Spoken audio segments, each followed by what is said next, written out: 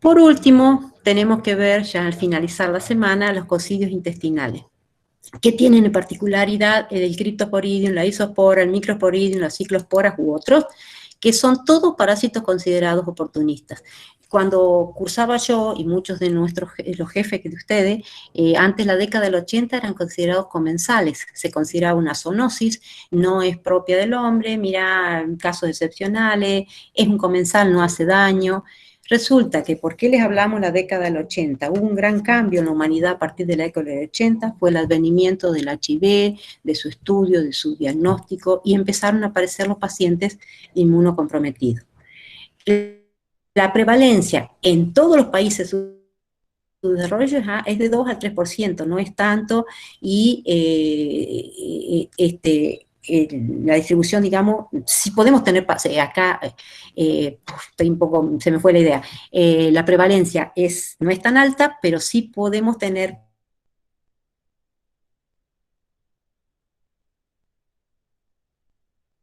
pacientes susceptibles. Esos susceptibles podemos estar con cuadros clínicos por estos cocidos intestinales. Entonces, no es una parasitosis muy prevalente, pero cuando aparecen y se hacen sintomáticos, generalmente es porque son pacientes inmunocomprometidos, porque los pacientes inmunocompetentes tienen la capacidad de eliminar a los parásitos intestinales y estos coccidios y no hacerse sintomáticos, a diferencia de lo que ocurre en el paciente inmunocomprometido. Y vamos a tratar de explicarle qué pasa en ellos. Resulta que los coccidios intestinales, estos sean cualquiera de ellos, el Cryptosporidium, la Isospora, para simplificarle, les pido que lean bien los ciclos de cada uno de ellos,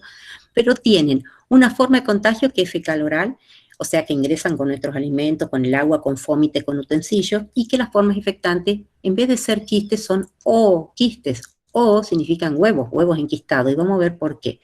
Esos ooquistes, una vez que entran por vía oral, salen unos esporozoitos que se dirigen hacia las células epiteliales del intestino y los invaden a las células, y empieza una multiplicación asexuada que se conoce como esquizogonia. Esas esquizogonias son multiplicaciones donde el esporozoito que acaba de ingresar invade esa célula epitelial y la utiliza para multiplicarse. Pasa por distintas etapas cuando finalmente se transforma en una especie de mora llena de merontes o merozoitos o pedacitos del parásito que han ido utilizando ese núcleo, que han ido utilizando ese citoplasma y están listos para estallar. Esa esquizogonia revienta, estalla, salen estos merontes o merozoitos y estos invaden otras células y así se perpetúa el ciclo y se perpetúa el ciclo esquizogónico, invaden otras células epiteliales y ya está. Llega un momento cuando las condiciones no les son propias, esos merontes salen y se transforman en esporozoitos y empieza la fase esporogónica con una diferenciación en células machos y en células hembras. Esas células machos y hembras se juntan, forman un huevo y no sale un huevo así como tal, sería destruido por el medio ambiente, entonces por lo tanto toma una cubierta que se conoce como quiste. Y lo que sale al medio ambiente son huevos enquistados que se conocen como ooquiste, que según la especie que estemos hablando, en el ejemplo de los Cryptosporidium, tienen capacidad de ya salir infectantes una vez que son eliminados al medio. Y otros como las isosporas, y muy a tener en cuenta para más adelante, acuérdense de esto cuando estudiemos el toxoplasma, salen en forma inmadura y necesitan 2 a 3 días en el medio ambiente para poder madurar y recién transformarse en ooquistes maduros. Entonces, es importante esto cuando tengamos que hablar de prevención. Si yo tengo un ooquiste que ya sale maduro al medio ambiente, ¿qué me está diciendo? Que la forma de contagio va a ser muy fácil y que todos sus contactos o que sus próximos, sus parientes que estén próximos,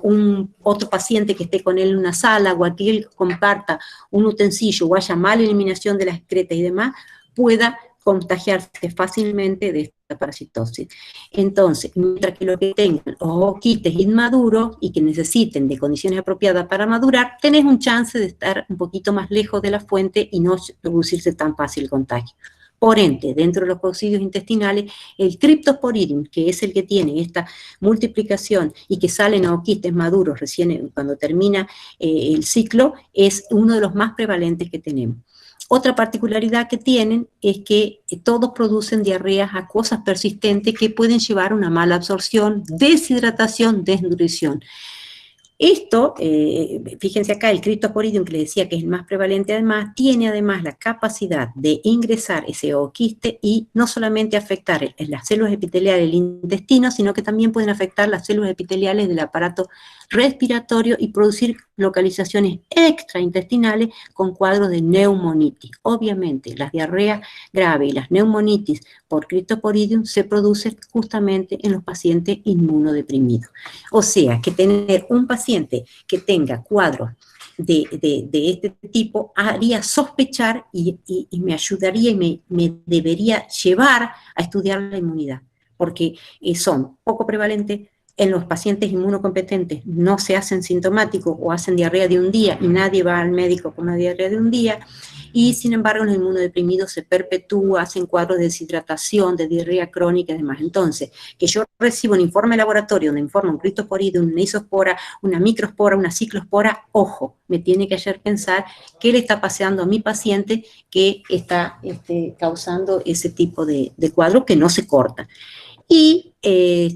algunos pacientes incluso pueden tener compromiso de las vías biliares porque se piensan que los coccidios, estos se acantonan en las vías biliares y cuando el paciente mejora sus defensas, se acantonan en las vías biliares. Cuando el paciente baja sus defensas, salen y vuelven a repetirse los ciclos intestinales y se perpetúan los cuadros. Son en realidad, esos son un Cryptosporidium, esos son las isosporas. ¿Qué tiene? Ustedes están viendo acá, y lean muy bien la parte del laboratorio donde les explican esto. Lo que más importante tienen es que son difíciles de diagnosticar. No tan así la isospora, que es más grande, sino que un Cryptosporidium, que es muchísimo más pequeño que los otros parásitos u otros quistes que estamos acostumbrados a ver, y por lo tanto, para poder distinguirlo necesitan esto, unas tinciones especiales y coloraciones que los haga visibles. Entonces, es muy común que antes de descubrir esto nos pasaban cuadros como que no se sabía lo que era, le pedías un parasitológico y no lo encontrábamos, el parasitológico era negativo, entonces la causa de la diarrea de este paciente no es parasitaria, hasta que se vio que esto estaba muy relacionado con los métodos de diagnóstico y que necesitamos técnicas especiales, que les sugiero que las vean, como la del Quincho, para poder llegar a un arribo y un correcto diagnóstico.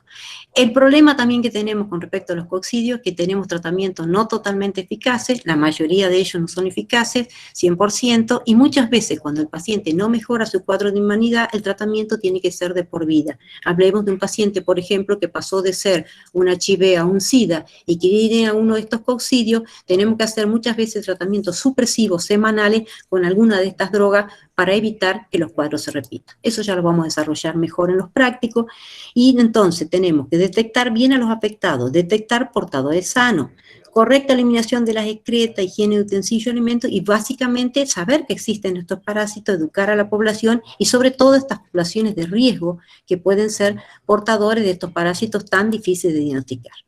Por último, este es un parásito que lo ponemos así como, miren de bonito que parece, es este que está acá, que resulta que también antes de la inmunodepresión, del estudio de los pacientes con inmunodepresión, que ojo, no estamos hablando que inmunodepresión es SIDA, sino que un paciente que está por ser sometido a unas drogas biológicas porque tiene un cuadro de un problema de colágeno, o tiene alguna artritis, o tiene alguna neoplasia, o tiene otros cuadros que te van a inmunodeprimir, o que necesites altas dosis de corticoides, cualquiera de los parásitos oportunistas pueden aparecer, como todos estos coccidios. Y el blastocisti, que era considerado igual que todos los apatógenos que le venimos diciendo hasta ahora, acuérdense todos los que les nombré,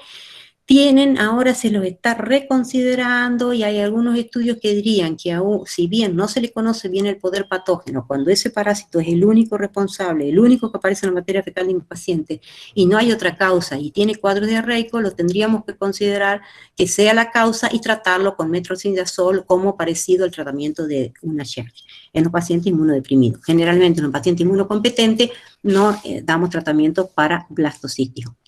Con esto, chicos, es más o menos lo que teníamos pensado de darle de una introducción más o menos a los protozoarios. Fíjense que protozoarios